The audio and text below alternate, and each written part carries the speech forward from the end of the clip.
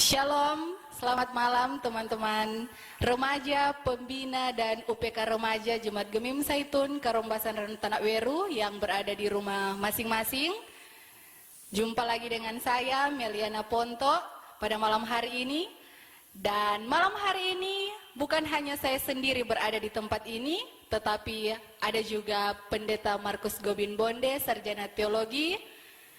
Ada juga Penatua Melki Payendong, dan ada juga Kak Sylvia Tambahani Weol, dan juga Kak Victor Mondolang.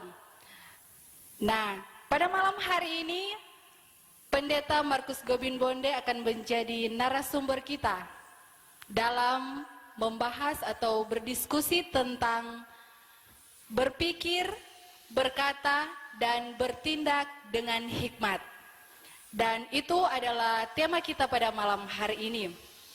Namun sebelum kita lebih lanjut lagi, kita akan buka diskusi kita dengan doa, dan mari kita berdoa. Tuhan Allah Bapa yang berada dalam kerajaan sorga, terima kasih atas penyertaan-Mu dalam kehidupan kami sehari-hari.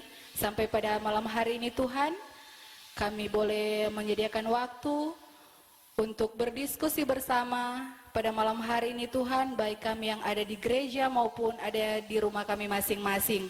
Biarlah Engkau memimpin diskusi kami pada malam hari ini, agar boleh berjalan dengan baik. Di dalam nama Tuhan Yesus kami berdoa, amin.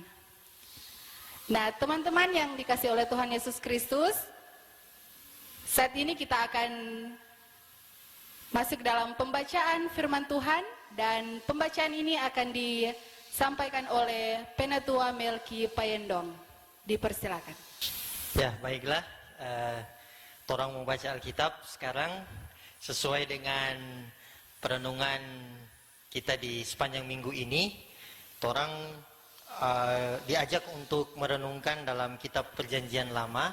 Mari adik-adik remaja, kakak-kakak pembina, torang buka di kitab Pengkhotbah. Pasalnya yang ke-10, ayatnya yang pertama sampai 20. Dengan judul perikop akibat-akibat kebodohan. Lalat yang mati menyebabkan urapan dari pembuat urapan berbau busuk. Demikian juga sedikit kebodohan lebih berpengaruh daripada hikmat dan kehormatan. Hati orang berhikmat menuju ke kanan, tetapi hati orang bodoh ke kiri. Juga kalau ia berjalan di lorong, orang bodoh itu tumpul pikirannya, dan ia berkata kepada setiap orang, orang itu bodoh. Jika amarah penguasa menimpa engkau, janganlah meninggalkan tempatmu, karena kesabaran mencegah kesalahan-kesalahan besar. Ada suatu kejahatan yang kulihat di bawah matahari sebagai kehilafan yang berasal dari seorang penguasa. Pada banyak tempat yang tinggi didudukan orang bodoh, sedangkan tempat yang rendah diduduki orang kaya. Aku melihat budak-budak menunggang kuda dan pembesar-pembesar berjalan kaki seperti budak-budak. Barang siapa menggali lubang akan jatuh ke dalamnya, dan barang siapa mendobrak tembok akan dipagut ular. Barang siapa memecahkan batu akan dilukainya. Barang siapa membelah kayu akan dibahayakannya. Jika besi menjadi tumpul dan tidak diasah, maka orang harus memperbesar tenaga. Tetapi yang terpenting untuk berhasil adalah hikmat. Jika ular memagut sebelum mantra diucapkan, maka tukang mantra tidak akan berhasil. Perkataan mulut orang berhikmat menarik, tetapi bibir orang bodoh menelan orang itu sendiri. Awal perkataan yang keluar dari mulutnya adalah kebodohan, dan akhir bicaranya adalah kebebalan yang mencelakakan. Orang yang bodoh banyak bicaranya, meskipun orang tidak tahu apa yang akan terjadi dan siapakah yang akan mengatakan kepadanya apa yang akan terjadi sesudah dia? Jeripaya orang bodoh melelahkan orang itu sendiri, karena ia tidak mengetahui jalan ke kota. Wahai engkau tanah, kalau rajamu seorang kanak-kanak dan pemimpin-pemimpinmu pagi-pagi sudah makan, berbahagialah engkau tanah, kalau rajamu seorang yang berasal dari kaum pemuka dan pemimpin-pemimpinmu makan pada waktunya dalam keperkasaan dan bukan dalam kemabukan. Oleh karena kemalasan runtuhlah atap, dan oleh karena kelambanan tangan bocorlah rumah. Untuk tertawa orang menghidangkan makanan, anggur meriangkan hidup, dan uang memungkinkan semuanya itu. Dalam pikir pun janganlah engkau mengutuki raja, dan dalam kamar tidur janganlah engkau mengutuki orang kaya, karena burung di udara mungkin akan menyampaikan ucapanmu, dan segala yang bersayap dapat menyampaikan apa yang kau ucapkan. Ya, itulah torang pembacaan Alkitab pada malam hari ini. Dan sebelum lagi torang lebih lanjut lagi dalam diskusi ini, mungkin Bapak Pendeta ada pengantar yang mau disampaikan, baik for torang yang ada di gedung gereja dan for teman-teman yang ada di rumah masing-masing. Silakan. Ya, terima kasih Kak Meli, terima kasih. Saudara sekalian, Pak Penatua, Iki, Kak Sil, Kak Meli, dan Kak Randy dan Kak Belinda yang menjadi perekam dari percakapan kita pada saat ini. Pertama, saya sangat senang karena pada saat ini kita boleh tampil dalam bentuk yang lain untuk berusaha supaya bagaimana remaja semakin bergairah dalam memahami Alkitab. Karena memahami Alkitab tidak semata-mata dalam bentuk ibadah monolog. Nah, pendeta berdiri lalu berkhotbah. Anak-anak remaja banyak kali pendeta lihat, ya sumbangan tutusan. Nah, tapi sekarang ini orang berusaha supaya satu bagian Alkitab orang dapat gali, dapat memahami melalui bertanya-tanya tentang baik secara keseluruhan seperti sekarang kitab pengkhotbah, tapi juga secara khusus teks yang orang baca tadi, itu pengkhotbah 10 ayat 1 sampai ayat 20. Nah, tadi Kameli menyampaikan kepada saya untuk menjelaskan, menyampaikan apa ini kitab pengkhotbah ini secara keseluruhan. Nah, memang kalau orang baca kitab pengkhotbah, kalau ada di remaja di rumah sudah membaca kitab pengkhotbah, apa yang kamu temukan di sana yang paling banyak? Kata-kata apa yang ditemukan paling banyak? Ya, Penatua, itu kesia-siaan, toh? Ya, Kak Sil, Kak Meli dan Kak Kiki itu toh kesia-siaan. Nah, adik-adik remaja di rumah sudah tahu pasti ini kitab pengkhotbah siapa yang tulis. Siapa? Ya, betul. Itu remaja yang pakai baju merah sana sedang mengikuti, dia tahu bahwa kitab pengkhotbah ini ditulis oleh Raja Salomo. Nah, dalam Alkitab ini perjanjian lama khususnya ada 3 kitab yang ditulis oleh Raja Salomo. Yaitu Kidung Agung, lalu ini kitab Amsal, lalu kitab pengkhotbah. Nah, 3 kitab ini ditulis oleh Raja Salomo. Nah, sebenarnya kalau dari urutan kan harusnya lebih dulu Amsal, lalu pengkhotbah, baru Kidung Agung, toh? Nah, tapi tadi pendeta bilang 3 kitab ditulis oleh Raja Salomo, Kidung Agung, Amsal, dan Pengkhotbah. Mengapa? Nah, karena menurut yang pendeta baca, penelitian itu orang ahli-ahli kitab perjanjian lama. Yang pertama ini Raja Salomo tulis ini kitab Kidung Agung, ya. Kidung Agung ditulis ketika dia masih muda. Nah, karena itu di situ orang temukan tentang hubungan asmara percintaan muda-mudi. Jadi kira-kira itu ditulis ketika dia masih usia muda. Nah, lalu kitab Amsal kedua katanya begitu ya. Nah, kitab Amsal ini ditulis ketika raja ini sudah mulai paroh baya. Ya, kira-kira umur-umur sama dengan pendeta ini. 40-an, 50-an. Ya, jadi kehidupannya sudah melihat, mengalami realitas kehidupan. Jadi ada banyak hal dia sulia.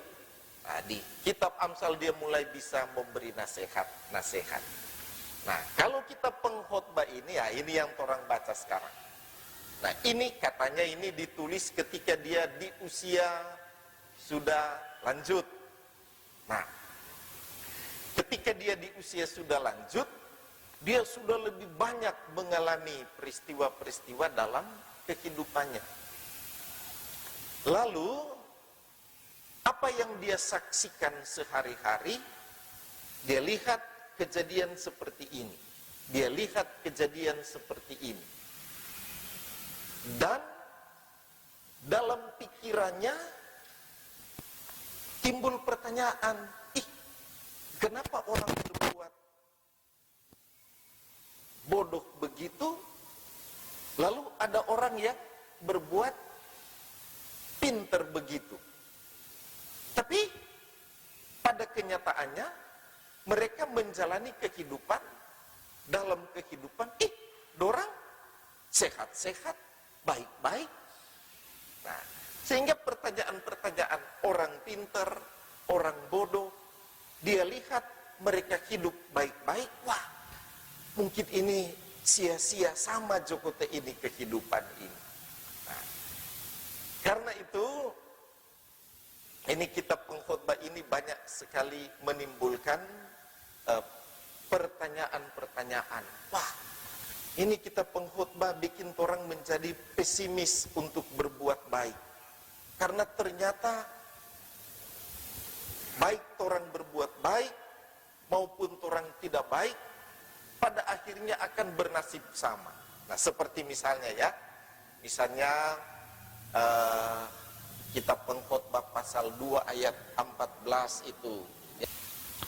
Mata orang berhikmat ada di kepalanya, sedangkan orang yang bodoh berjalan dalam kegelapan. Tetapi aku tahu juga bahwa nasib yang sama menimpa mereka semua. Ya, ini yang tadi pendeta bilang, ini Salomo yang tulis kitab pengkhotbah ini, dia lihat-lihat kehidupan ini, dia lihat, wah, ada orang yang punya hikmat dan dia menempatkan kehidupannya pada kehidupan yang benar. Tapi juga realitas yang sama, ada orang bodoh, dorang berjalan di kegelapan, tapi ternyata apa yang mereka alami bersama-sama, nasib yang sama menimpa mereka semua. Ya, apa nasib yang sama itu yang dorang alami dalam kehidupan mereka? Itulah kehidupan keseharian.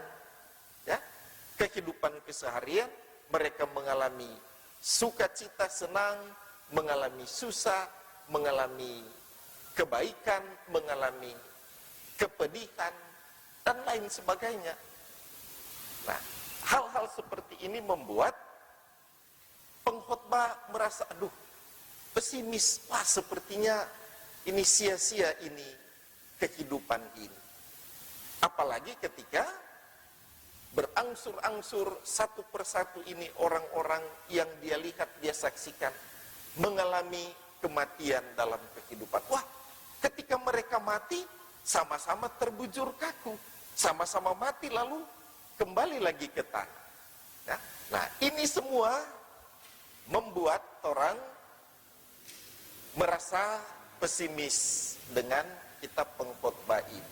Wah, ini pendeta ini sepertinya membuat orang tidak usah jo baca ini kitab pengkhotbah, karena rasanya orang kutek berbuat baik, berbuat tidak baik, maka pada akhirnya akan mengalami hal yang sama. Sia-sia orang berbuat baik. Itu kan seperti begitu toh. Nah, tapi sebenarnya bukan demikian, ya. Nah, kitab pengkhotbah ini ditulis oleh seorang raja yang besar dari keseharian kehidupan. Untuk apa? Untuk meningkatkan kualitas kehidupan. Kualitas kehidupan dari orang-orang, terutama dari remaja-remaja dan pemuda. Karena kitab pengkhotbah ini termasuk dalam salah satu yang disebut itu sastra hikmat. Jadi sastra hikmat itu maksudnya tempat dorang menemukan rahasia-rahasia bagaimana berhasil dalam kehidupan ini. Nah, jadi itulah secara keseluruhan, ya. Jadi sekalipun orang lihat ini banyak sia-sia di kitab pengkhotbah ini, tetapi sebenarnya kitab pengkhotbah ini tujuannya untuk supaya kualitas kehidupan dari orang-orang yang ada di situ, terutama remaja dan pemuda, itu semakin meningkat. Nah, kualitas kehidupan yang dimaksud itu apa? Keberhasilan di dalam menundukkan persoalan-persoalan kehidupan. Itu ada di situ, ya. Nah, jadi begitu Kak Mel, ini kitab pengkhotbah ini. Nah, sehingga orang harus memandang kitab pengkhotbah ini sama dengan kitab-kitab yang lain. Di dalamnya berisi kehendak-kehendak Tuhan untuk orang kehidupan yang lebih baik. Ya, begitu Kak Mel. Ya, silakan, apalagi yang orang perlu bicarakan ini. Ya, teman-teman, itulah pengantar dari Pak Pendeta. Mudah-mudahan orang semua boleh mengerti Kang apa maksud Kang. Nah, mungkin ada pertanyaan dari Penatua dan teman-teman lainnya. Ada? Silakan Penatua. Ya, terima kasih atas kesempatan yang diberikan. Sungguh sangat luar biasa tadi apa yang disampaikan oleh Pak Pendeta. Memang Pak Pendeta ini pengkhotbah ditulis oleh si penulisnya ini, seorang raja, dikala dia sudah tua. Ya. Nah, jadi memang kalau mau lihat di sini semua ini apa yang dia ingat-ingat, oh ternyata dia menyesal, oh ternyata dulu kita banyak bikin salah, kita banyak bikin dosa. Kira-kira begitu Kang, Pendeta Kang? Ya. Nah, tapi memang apakah di kitab pengkhotbah ini, terlebih di pasalnya yang ke-10 ini, banyak tadi Pak Pendeta bilang kesia-siaan. Nah, itu apakah memang cuma kesia-siaan saja yang memang jadi inti dari kitab pengkhotbah keseluruhan, atau terutama kitab pengkhotbah pasalnya yang ke-10 ini Pak Pendeta? Ya. Oke, ya. Terima kasih Penatua Melki. Nah, jadi sekarang orang diarahkan oleh pertanyaan dari Penatua ini lebih terfokus pada teks yang dibaca tadi, ya, khususnya pasal 10 ayat 1 sampai ayat 20. Nah, tadi di akhir-akhir pendeta menjelaskan tentang kitab pengkhotbah ini ini berisi nasihat-nasihat untuk bagaimana kehidupan terutama pemuda remaja semakin berkualitas kehidupan mereka. Jadi pendeta membayangkan ini karena khusus pasal 10 ini dia seorang raja yang ini Salomo ini kan terkenal raja yang berhikmat, sangat berhikmat dia. Dan hikmatnya ini sangat terkenal di seluruh dunia pada waktu itu. Jadi banyak sekali orang yang datang. Nah, hikmat pada waktu itu diperjualbelikan. Jadi orang pintar, orang berhikmat, dia bisa kaya dari hikmatnya itu. Karena orang datang belajar. Orang datang belajar. Orang datang belajar. Kita membayangkan di pasal 10 ini Raja Salomo ada duduk di antara begitu banyak orang-orang yang bertanya kepadanya. Karena kalau dilihat pasal 10 ini dia bicara paling tidak ada dua hal, ya. Ini tentang orang bodoh, ya, orang bodoh. Lalu di mulai ayat 16, toh, di situ dia bicara tentang pemimpin, ya, pemimpin raja. Toh, kalau ayat 1 sampai ayat 15, di situ dibicara tentang orang bodoh, ya. Ayat 16 dia bicara tentang pemimpin. Jadi kita membayangkan waktu itu ada orang bertanya tentang kebodohan. Lalu ada orang bertanya tentang melaksanakan pengorganisasian terhadap negara, terhadap kerajaan, ya. Tentunya menyangkut ya dia sebagai raja, bagaimana dia mengorganisir kepemimpinan di kerajaannya itu. Toh? Nah, tadi ini pertanyaan-pertanyaan ini tentang orang-orang bodoh, ya. Begitu, Penetua? Ya, jadi orang yang kesia-siaan itu kan orang-orang bodoh kan Ya. di sini dianggap, ya. Nah, di garis bawahi di sini raja ini sangat tidak menginginkan adanya kebodohan di dalam satu persekutuan, apakah itu negaranya, keluarganya. Karena kalau di ayat 1 ini bicara tentang itu nila setitik merusak susu sebelanga. Itu urapan itu. Pepatah, ya, ada Ya, pepatah, ada ya. pepatah di situ toh. Lalat yang mati menyebabkan urapan dari pembuat urapan berbau busuk. Artinya begini. Kan ini urapan ini dia bicara tentang ada minyak urapan. Minyak urapan itu dia selalu harus wangi. Wangi namanya urapan itu wangi. Nah, tapi ketika di situ ada lalat yang mati, ini busuk sekali. Cuma satu ekor lalat. Bayangkan lalat itu sama dengan apa DP besar. Cuma kecil sama dengan biji pepaya tuh kecil itu. Nah, dia mati. Ini kasih yang di minyak urapan yang ada baking minyak mahal, apalagi kalau minyak urapan itu narwas, oh mahal sekali. Jadi rusak semua itu. Nah ini, dia tidak menghendaki adanya yang busuk. Di ayat berapa itu? Ayat 3 itu. 3. Ya. Ayat 2 dan Ayat 2 dan ayat 3. Hati orang berhikmat menuju ke kanan, tapi hati orang bodoh menuju ke kiri. Jadi dalam kebersamaan itu ada yang menyebabkan adanya tidak enak, tidak baik. Itu tuh di ayat 1 bilang busuk, menyebabkan urapan itu rusak semuanya. Nila setitik merusak susu sebelanga. Toh? Nah, kalau orang lihat sampai di seterusnya, nah, sampai di ayat 12, 13, 14, toh? Itu dia sangat menekankan tentang orang tua. Kak Kiki, Kak Meli, dan Kak Sil, ingat baik-baik. Kalau kitab pengkhotbah bicara tentang orang bodoh, itu sebenarnya dia tidak bicara tentang orang yang tidak ada pengetahuan. Bukan sebenarnya. Bukan. Ya. bukan bicara orang tidak ada pengetahuan. Tapi dia sedang berbicara tentang orang yang tidak mau mendengar, tidak mau dididik, tidak mau dinasehati. Ya, itu dia bicara tentang itu.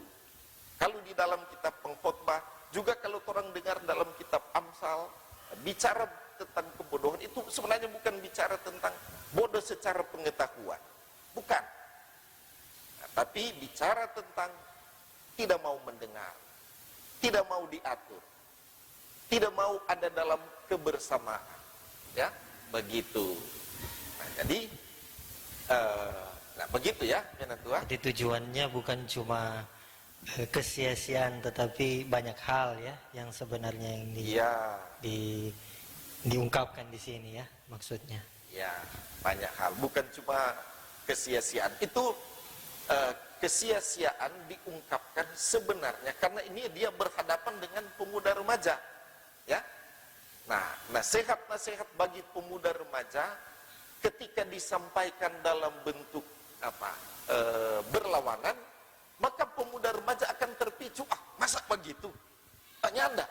Ya, itu jiwa progresif toh dari pemuda remaja yang mau ada pembaharuan. Oh, tidak begitu. Tidak ada begitu. Jadi ketika disampaikan, ngoni ini payah, sia-sia ngoni begitu. Nah, ini pemuda remaja, masa sia-sia? Tidak ada begitu. Orang begini. Jadi begitu. Sama yang di kitab pengkhotbah 3 itu kan Pak Pendeta? Ya. Ikutilah apa itu mata hati ya. Tetapi di situ membawa kepada kesia-siaan juga. Ya, mungkin ya cukup dari saya ya. Apa ini ada alat musik ini apa ini? Oh iya. Dari host mau nyanyi dulu atau? Ya, sebelum orang mau lanjut karena pendeta soba sein mau nyanyi ini. Pendeta solia nih keyboard tanpa diam. Jadi orang break dulu sejenak. Orang mau dengar dulu Kak Sil dan Kak Kiki mau duet menyanyi. Kalau teman-teman di rumah lagi mau ikut menyanyi, silakan. Mari orang menyanyi sama-sama. Ya. Silakan Penetua Melki, boleh mau pandu?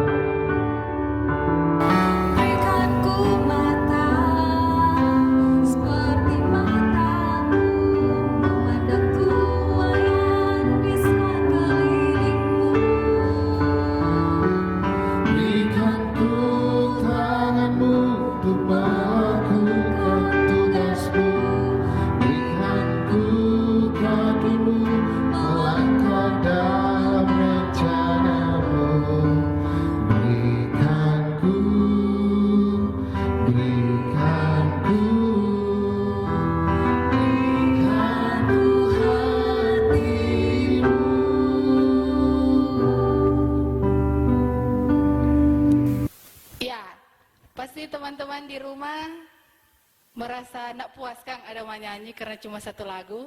Nah, DP lagu berikut nanti. Torang mau lanjut dulu dengan diskusi bersama mungkin Kak Sil ada pertanyaan? Oke, terima kasih untuk kesempatannya. Pak Pendeta mau silakan. bertanya dari pembacaan, maksudnya mengacu dari tema pembacaan kita di minggu ini, yaitu berpikir, berkata, dan bertindak dengan hikmat. Kira-kira apa yang bisa orang lakukan baik sebagai komisi remaja, sebagai pembina remaja maupun adik-adik remaja, apa yang orang bisa lakukan dalam mengakhiri periode pelayanan 2018-2021. Sudah lama tuh ini pendeta habis. 2021 Kasih sudah ini lama. seperti sesuka-suka berakhir ini. Bukan, maksudnya kan tinggal 1 tahun pelayanan toh. Kira-kira apa yang orang boleh lakukan mengacu dari tema di minggu ini, juga dalam kaitannya dalam pembacaan saat ini, yaitu dalam pengkhotbah 10. Oke. Terima kasih pendeta sebelumnya. Terima kasih. Tadi pendeta kira ini Kasil bilang-bilang mengakhiri periode ini sesuka-suka berakhir. Ternyata koten maksudnya di waktu sisa ini masih ada 1 tahun ini kan tahun 2020, nanti 2021 tanggal 31 Desember itu akan berakhir periode ini. Oh? Jadi masih ada 1 tahun setengah lagi. Nah, pertanyaannya di 1 tahun setengah ini apa yang mau dilakukan supaya lebih berarti, bernilai ini pelayanan komisi remaja, begitu toh? Kasil. Nah, ini sebenarnya pertanyaan ini sangat erat kaitan dengan itu lagu yang kamu nyanyikan tadi. Apa itu? Berikan ku hati, berikan ku mata, Ya. toh? Seperti hatimu, seperti matamu. Ini kan sama dengan waktu Salomo dia akan memulai tugasnya sebagai raja, toh? Ketika dia sudah jadi raja, apa yang dia lakukan yang paling pertama? Dia memohon kepada, dia berdoa. Jadi pada zaman itu, pada waktu itu ada tempat-tempat berdoa. Nah, dia pergi di satu tempat doa, tempat berdoa, lalu dia berdoa di situ. Coba orang lihat di kitab Raja-Raja itu, ada di kitab Raja-Raja. Nah, kitab 1 Raja-Raja pasal 3. Ya. Nah, kitab 1 Raja-Raja pasal 3. Coba Kasil baca itu. 1 Raja-Raja pasal 3. Baca itu ayat yang ke-8 dan ayat 9. Ke-8 dan 9. Ya. Pendeta. 1 Raja-Raja 3 ayat 8 dan 9. Demikianlah hambamu ini berada di tengah-tengah umatmu yang kau pilih, suatu umat yang besar, yang tidak terhitung dan tidak terkira banyaknya. Maka berikanlah kepada hambamu ini hati yang faham menimbang perkara untuk menghakimi umatmu, dengan dapat membedakan antara yang baik dan yang jahat, sebab siapakah yang sanggup menghakimi umatmu yang sangat besar ini? Nah, ini itu yang dalam kalimat-kalimat khotbah, kalimat-kalimat renungan sering dikalimatkan oleh pemimpin ibadah, Pak Pendeta, Penatua atau Kasil atau Kak Penatua, Kak Kiki, Kak Meli itu selalu bilang, coba terlihat Salomo memohon hikmat dari Tuhan. Hikmat dari Tuhan untuk dapat melaksanakan tugas-tugasnya. Lihat ya. Jadi dia meminta kepada Tuhan. Ini orang ini kan, semua ini adalah alat-alat Tuhan, hamba-hamba Tuhan. Apa artinya hamba Tuhan? Pesuruh-pesuruh Tuhan. Kalau pesuruh, yang orang kerjakan adalah dari yang mempunyai pekerjaan. Itu yang suruh orang, Tuhan. Tuhan suruh orang untuk melaksanakan kerja pelayanan. Jadi Kasil, dia kurang 1 tahun setengah ini ke depan, ya. Nah, bagaimana orang berpikir baru apa? Berkata, bertindak itu dalam hikmat itu sesuai tema kita dalam hikmat Tuhan. Jadi memang orang meminta pertolongan Tuhan betul-betul.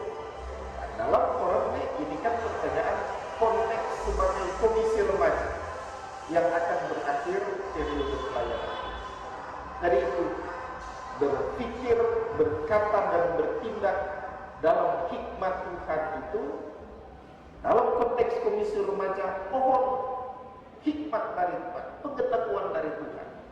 Tapi juga dalam konteks adik-adik remaja di rumah, ya, ada tugas-tugas, ada tanggung jawab itu semuanya dikerjakan mohon selalu hikmat dari Tuhan.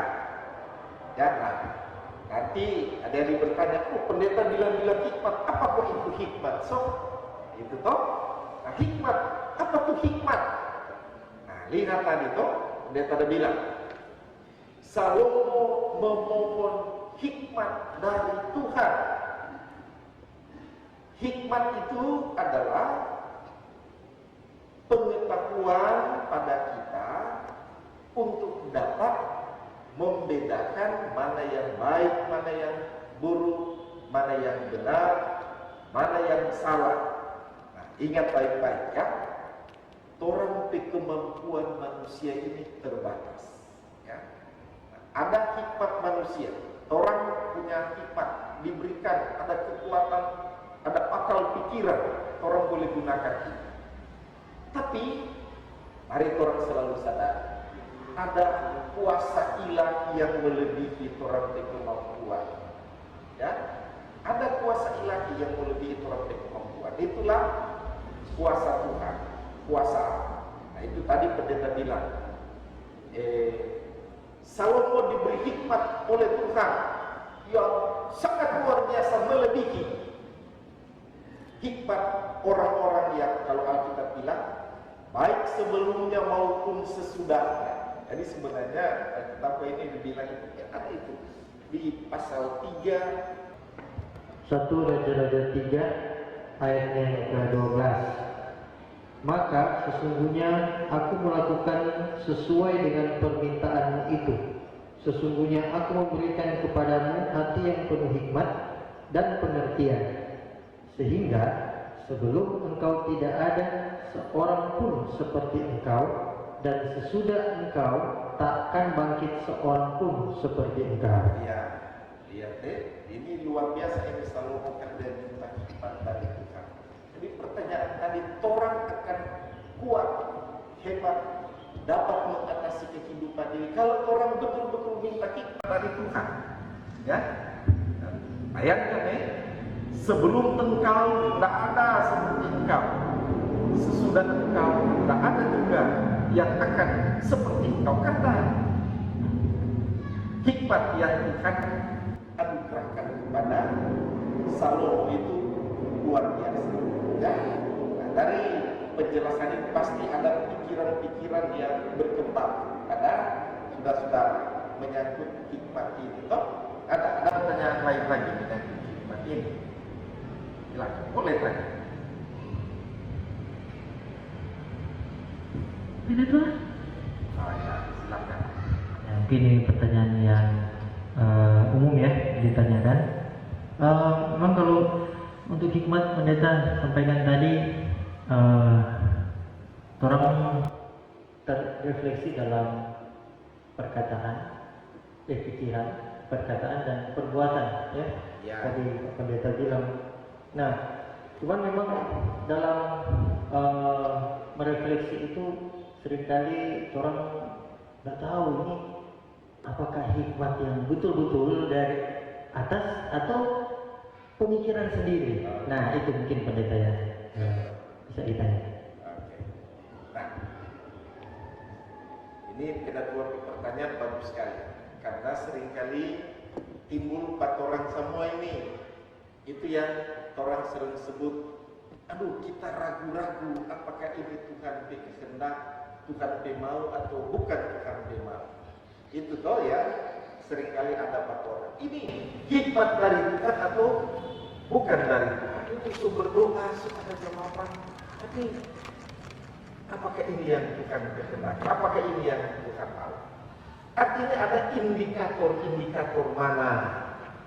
Artinya indikator itu artinya penunjuk. Apa yang menunjukkan bahwa ini Tuhan kehendak? Apa yang menunjukkan bahwa ini hikmat dari Tuhan? Itu toh. Nah, sebenarnya gampang juga. Coba orang belajar juga dari Raja Salomo. Ya?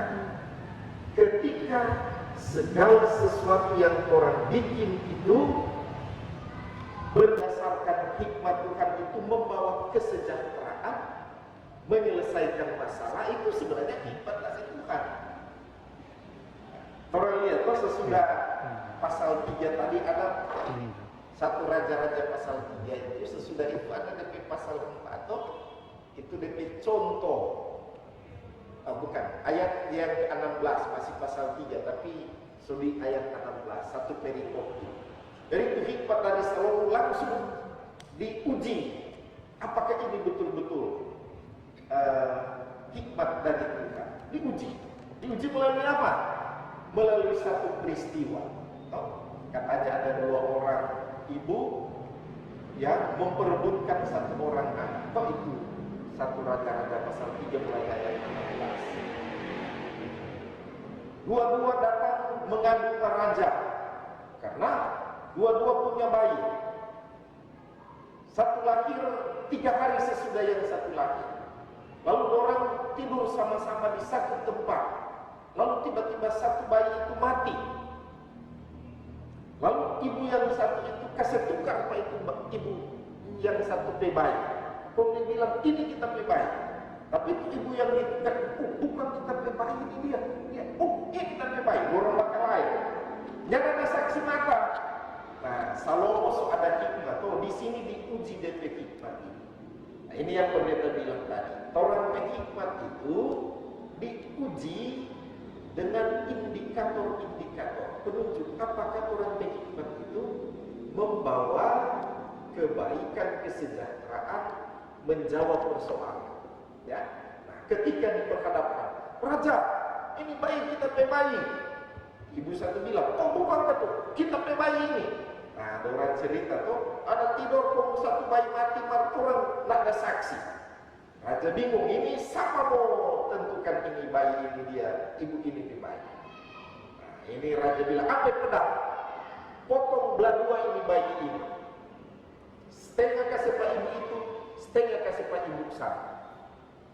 Nah, lalu apa yang terjadi? Itu ibu satu bilang, jangan raja, sudah. Kasih coba dia tuh bayi itu, karena dia sayang itu bayi itu. Dia bilang, kasih coba dia, biar kita nyanda. Nah, ibu yang satu bilang, potong jok, berbagi 2 supaya adil. Nah, raja bilang, ambil itu bayi, kasih pak ibu yang pertama. Dia tuh ibu yang sesungguhnya, karena dia tidak mau ini bayi ini mau mati. Lihat ya, ini hikmat membawa pada keadilan, ya. Jadi menyelesaikan masalah yang sebenarnya. Jadi ada sesuatu yang dirasakan, dialami ketika orang menerapkan hikmat itu pada satu persoalan, selesai. Wah, ini tuh hikmat dari Tuhan. Jadi indikator apa untuk menilai ini hikmat dari Tuhan? Apakah hal yang orang lakukan itu menyelesaikan masalah, membawa kesejahteraan?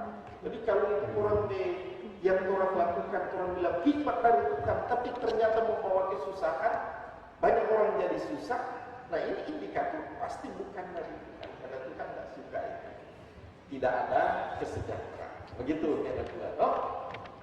Ya, begitu ya. Nah, oke, apa lagi ada? Masih ada, Kak Sil? Kak Gigi? Ya, sebelum terang lanjut, terang mau dengar ulang duet dari Kak Sil dan Kak Gigi bersama dengan Penatua mau iringi lagu.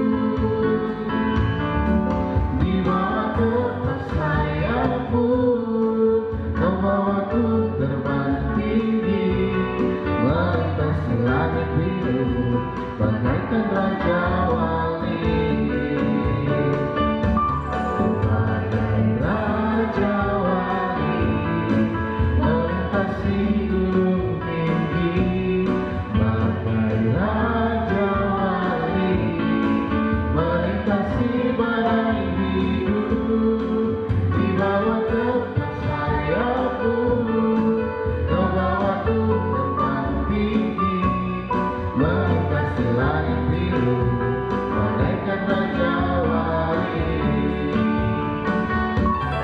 Bagai raja wali melintasi gunung tinggi.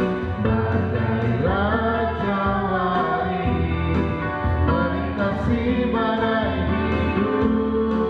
Di bawah tepuk sayapmu kau bawaku terbang tinggi, melintasi langit biru bagaikan raja wali. Ya, terang lanjut teman-teman. Mungkin sebelum terang mau tutup terang diskusi pada malam hari ini, apakah masih ada pertanyaan?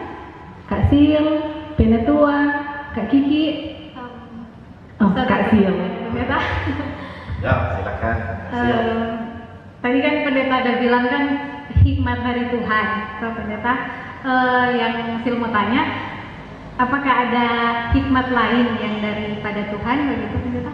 Iya. Ini hikmat kan, pendeta sudah jelaskan tadi itu adalah pengetahuan.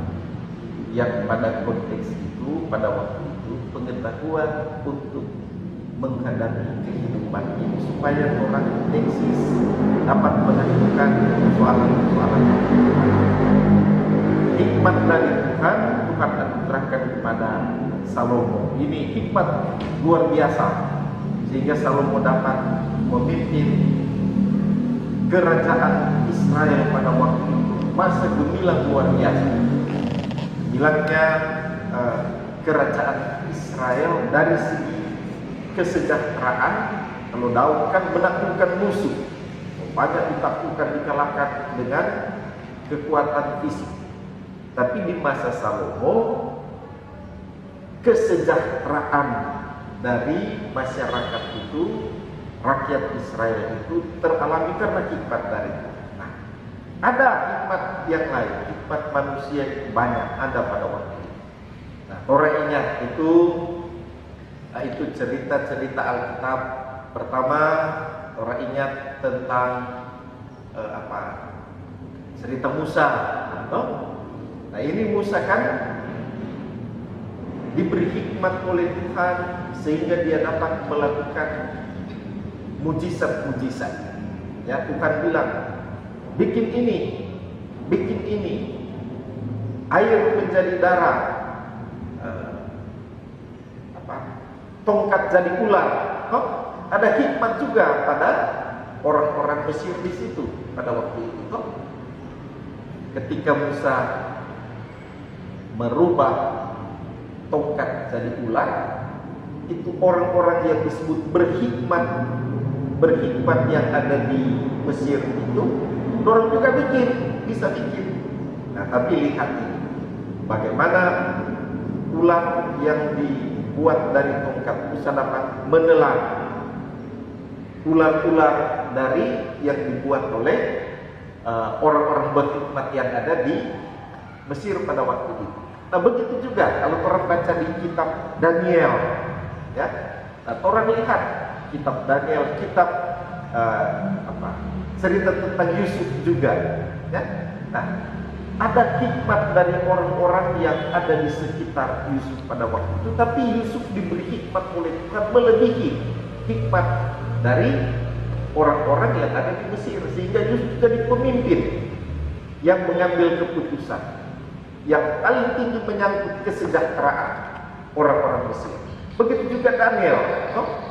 Nah, Daniel itu hidup di zaman di kerajaan Babel.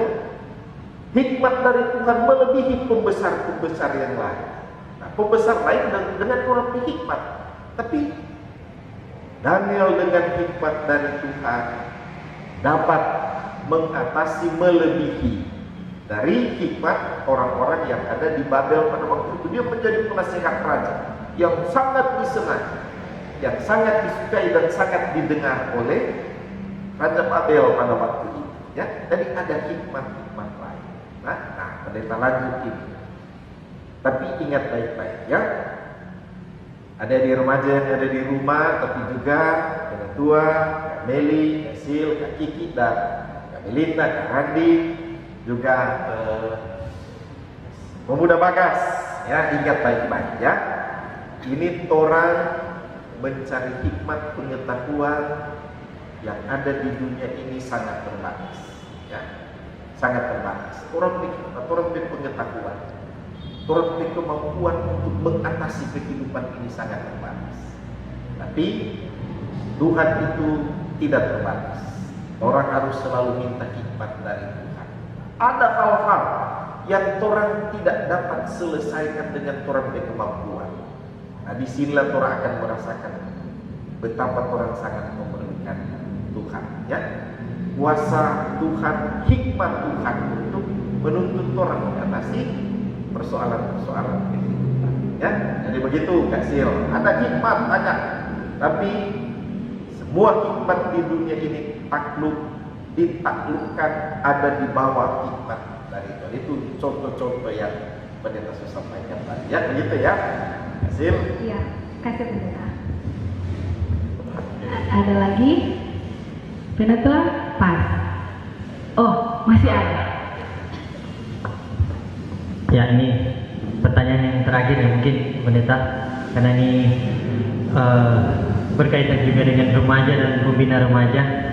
Nah, sekarang orang lihat kan Pak Pendeta ini perkembangan teknologi tuh yang semakin tak terbendung, terlebih adik-adik remaja dan juga ya kaum milenial semua terdampak di situ. Nah, seringkali teknologi ini seringkali tidak berbanding lurus dengan perkembangan etika dan moral, terlebih dalam kekristenan. Ada adik-adik remaja, kakak pembina yang masih muda-muda mungkin mengetahui ini bagaimana yang muda-muda ini seringkali sudah lupa ya, ini cuma mungkin dalam tanda kutip ada aturan-aturan atau apa yang orang-orang tua dulu sampaikan. Nah, mungkin dari konteks ini apa seharusnya yang kami kaum milenial ataupun adik-adik remaja terlebih dalam adaptasi dengan perkembangan teknologi, tetapi etika moral kekristenan itu harus sejalan dengan hikmat Tuhan. Ya, mungkin itu. Terima kasih. Ya, oke. Ini memang pertanyaan baik sekali ini, karena bagaimana orang tetap mempertahankan supaya ini Tuhan itu selalu ada menjadi paling utama pada orang berkehidupan. Dan jangan teknologi dalam segala hal mengambil alih ini posisi Tuhan dalam orang berkehidupan. Nah, ini yang beda tua tadi khawatirkan. Oh, ini teknologi yang ada sekarang, apalagi teknologi informasi. Wah, luar biasa perkembangannya. 3 tahun terakhir, bahkan 2-1 tahun terakhir ini melejit luar biasa teknologi informasi. Dan terasa memang ada orang-orang yang sudah tergantikan itu posisi Tuhan, ya. Dia sadar atau tidak sadar ini posisi Tuhan dalam kehidupan yang sebenarnya paling utama, so tergantikan dengan alat-alat canggih yang berisi teknologi informasi, ya, antara itu HP, antara lain dan media-media sosial lain yang tanpa disadari mulai mengambil alih peranan posisi Tuhan dalam kehidupan. Nah, ini yang tadi pendeta sudah sampaikan. Orang selalu belajar dari sejarah, terutama sejarah Alkitab. Ya. Di setiap waktu, di setiap era, di setiap zaman selalu ada tantangan terhadap posisi Tuhan dalam orang berkehidupan. Di zaman Nabi Musa ada tantangan posisi Tuhan dalam kehidupan umat Israel. Di zaman Yesus ada tantangan terhadap posisi Tuhan dalam kehidupan orang-orang yang percaya. Nah, sekarang ini tantangan posisi Tuhan ini seolah-olah tergantikan dengan fasilitas-fasilitas yang ada, terutama fasilitas media sosial, teknologi informasi, itu HP. Nah, ini yang orang harus sampaikan. Ingat baik-baik bahwa Pendeta ulang-ulang kali bilang, kemampuan kita manusia itu sangat terbatas. Ya? Walaupun memang kelihatannya, ingat ini baik-baik ini, kelihatannya, wah sekarang Pak, apa orang minta? Orang boleh tahu segala-galanya. Ya? Yang pada waktu dulu orang belum tahu di usia remaja, ya? Orang mau tahu itu kehidupan seks bebas yang belum tahu di waktu dulu. Sekarang orang sudah boleh tahu tuh, pakai di HP. Ada situs-situs yang orang boleh buka, ya. Ada petunjuk-petunjuk di YouTube orang boleh cari petunjuk-petunjuk yang boleh buka, itu situs-situs yang sebenarnya orang belum boleh lihat, ya, remaja-remaja. Oh, begitu juga bagaimana memperoleh kesenangan-kesenangan yang sebenarnya orang belum mampu peroleh. Orang belum mampu untuk alami karena orang belum punya tanggung jawab memadai. Gampang sekali peroleh sekarang ini. Nah ini toh, ini perasaan ini yang Pendeta bilang tadi semakin mendominasi posisi Tuhan. Semua orang seboleh tahu, semua orang seboleh lihat, itu toh mendominasi posisi Tuhan. Nah, ini orang harus ingat baik-baik, ya. Bagaimana dengan fasilitas yang ada sekarang ini, perkembangan teknologi yang ada sekarang ini, orang harus selalu punya batas-batasnya, sekalipun terbuka. Nah, ini memang godaan kuat sekali sekarang, kuat sekali godaan. Tapi kalau orang tetap mengutamakan Tuhan dalam orang kehidupan, orang akan tahu, ini batas-batasnya, ini batas-batasnya, sampai di sini. Ini tidak boleh. Ketika ada waktunya untuk enak ini berselancar di dunia maya ini dengan HP, tapi ada waktu kita mesti ibadah, ada waktu kita mesti bantu orang tua, ada waktu kita mesti kerjakan tugas, ya. Nah ini ketaatan yang menunjukkan bahwa orang memang masih menempatkan Tuhan, ya, pada posisi yang sebenarnya. Tapi kalau sudah seperti itu, ini tuh Pendeta bilang ini berbahaya sekali. Jadi kamu komisi, Penatua, Kak Meli, Kak Kiki, Kak Sil, Kak Randi, Kak Belinda ini punya tugas memang berat sekali kamu sekarang. Kasih ingat baik-baik Pak, ini remaja-remaja ini. Godaan dorang ini kuat sekali godaan. Ya, beda dengan Pendeta di zaman dulu, melayani remaja relatif gampang karena godaan tidak sebesar sekarang ini, ya. Tapi ingat baik-baik, godaan besar apapun kalau orang tetap tempatkan Tuhan pada tempat yang paling tinggi, paling utama, selalu hikmat dari Tuhan orang andalkan, maka orang akan dapat sukses dalam kehidupan. Ingat baik-baik ya tadi, hikmat itu dalam rangka orang sukses dalam kehidupan, ya. Untuk sukses hikmat dari Tuhan yang paling utama sudah teruji dari tahun ke tahun, dari bapak-bapak gereja, bapak-bapak Alkitab sudah memberi kesaksian hikmat dari Tuhan sungguh luar biasa, ya. Begitu Pendeta Tuhan, ya. Terima kasih. Oke.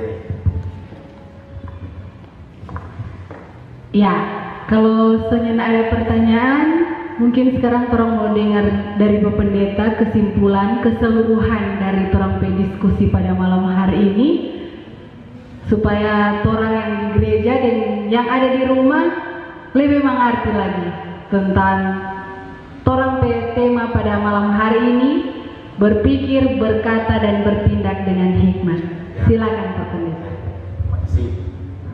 Jadi kesimpulannya, konklusi dari percakapan ini dalam kaitan dengan kitab pengkhotbah yang diarahkan pada tema berpikir, berkata, bertindak dalam hikmat Tuhan. Pendeta sudah jelaskan tentang hikmat, remaja-remaja sudah tahu tentang hikmat, dan sekarang ini adalah saatnya orang membangun kehidupan dengan hikmat dari Tuhan. Andalkan hikmat dari Tuhan. Orang sukses kalau berdasarkan hikmatnya orang. Ingat, lihat baik-baik ya. Banyak orang sukses dengan hikmat manusia, banyak, tapi sukses yang sebentar. Pada satu waktu mereka ada pada tingkat yang paling tinggi, wah, merasa gemilang, luar biasa, saya sukses. Tapi dengan hikmat manusia, tiba-tiba dia jatuh dere-dere. Ya ini, ingat baik-baik. Tiba-tiba dia ciri, banyak kan begitu toh? Orang dia hikmat manusia, sampai dia bilang, mana Tuhan? Kita lebih hebat dari Tuhan. Dia ada pada sukses paling tinggi. Lalu tiba-tiba apa yang terjadi? Dia jatuh sampai titik paling rendah. Mengapa? Karena mengandalkan hikmat manusia. Ya, terbuka jalan sekarang. Banyak hikmat manusia. Tapi Beta mau katakan, kita pengkhotbah mengajar orang untuk andalkan hikmat dari Tuhan. Dan niscaya orang akan sukses menjalani kehidupan. Ada di rumahnya di rumah, ya. Pendeta seperti halnya Raja Salomo. So banyak kali lihat. Ada tuh pendeta anak sekolah minggu dulu, banyak sekali. Sekarang bagaimana kehidupan mereka? Wah, begini. Mengapa? Banyak yang sukses karena mereka memang betul-betul mengandalkan, ya, betul-betul mengandalkan Tuhan. Niscaya orang akan sukses dalam kehidupan ini, ya. Jadi sekarang ini mari orang berpikir, berkata, bertindak dengan apa? Hikmat dari Tuhan. Ya, begitu. Emily, ada dua titik dan kasih. Oke?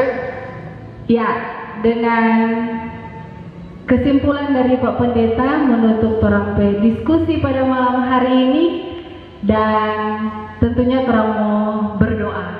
Tadi orang awali dengan doa, dan orang akan menutup diskusi ini pada malam hari ini dengan doa, dan doa akan disampaikan oleh Bapak Pendeta Markus Gobin Bonde, Sarjana Teologi. Dipersilakan. Ya, karena ini semua doa penutup. Orang mau doa di sini, doa juga dengan ada di remaja yang ada di sini.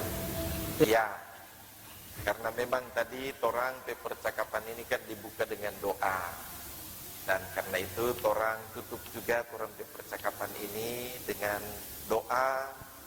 Tapi bagusnya torang menyanyi. Ada itu lagu tak kutahukan hari esok, toh? Ada di rumah tahu toh? Nah ini kan torang hari esok ini bicara tentang pengkhotbah ini bicara tentang hari esok. Lagu adalah bahagian dari doa. Jadi mari torang menyanyi lagu ini sungguh-sungguh karena ini bahagian dari torang doa. Ya? Torang berdiri. Oke.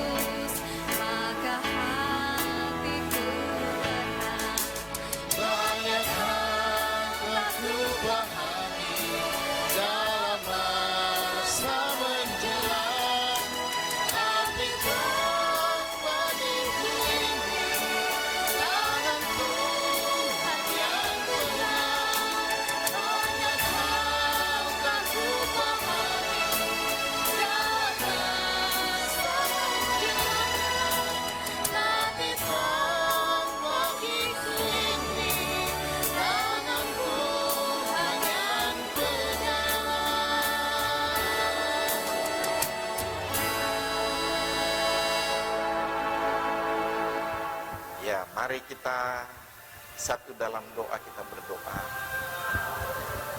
Terpujilah namamu ya Tuhan, ya Allah kami, yang kami yakin Tuhan yang berkuasa atas segala masa, segala zaman, segala tempat. Tuhan juga berkuasa atas kehidupan kami sekarang ini. Terpuji Engkau Tuhan. Kami bersyukur percakapan kami dalam lingkup pelayanan Komisi Remaja Jemaat Zaitun Karombasan Danau Tanaweru menyangkut kitab pengkhotbah, berpikir, berkata, dan bertindak dalam hikmat Tuhan, sungguh-sungguh mengarahkan kami, membuka pemahaman kami akan kuasa Tuhan yang memang sudah ada sejak dahulu, berkarya melalui orang-orang yang Tuhan penuhi dengan hikmat. Sungguh luar biasa kami belajar, terutama dari Raja Salomo. Bagaimana dengan hikmat dari Tuhan, dia dapat melaksanakan tugas tanggung jawabnya sebagai raja yang membawa kesejahteraan. Bapa, hamba berdoa, kami berdoa bersama memohon, beri kami hikmat. Beri hikmat kepada Komisi Pelayanan Remaja Jemaat Zaitun periode 2018-2021. Beri hikmat kepada sekalian adik-adik remaja yang sekarang ini sedang sama-sama beribadah di rumah melalui sarana yang Tuhan anugerahkan. Beri hikmat kepada mereka. Hamba mohon Bapa, dalam nama Yesus, supaya mereka benar-benar punya hikmat dari Tuhan. Jangan biarkan mereka mengandalkan hikmat manusia, apalagi kemampuan mereka secara pribadi. Hikmat manusia pribadi. Tolong ya Tuhan, beri kepada mereka hati untuk selalu taat kepada Tuhan. Jangan biarkan perkembangan teknologi yang ada, yang termanifestasi lewat sarana-sarana media sosial, menjadi Tuhan yang merampas posisi Allah yang Maha Kuasa. Kami bersama berdoa, komisi remaja yang ada dalam percakapan ini, kami semua berdoa memohon untuk adik-adik kami sekalian remaja yang ada beribadah di rumah. Tolong ya Tuhan, supaya Engkau benar-benar tetap menjadi Tuhan dalam kehidupan mereka. Dengan cara-cara Tuhan yang ajaib, dengan kuasa ilahi yang ajaib dari Tuhan, kami merindukan Tuhan berbuat bagi mereka, supaya Tuhan tetap menjadi Allah dalam kehidupan ini. Godaan begitu kuat pada mereka ya Tuhan. Kami sangat merindukan mereka selalu ada dalam dekapan Tuhan.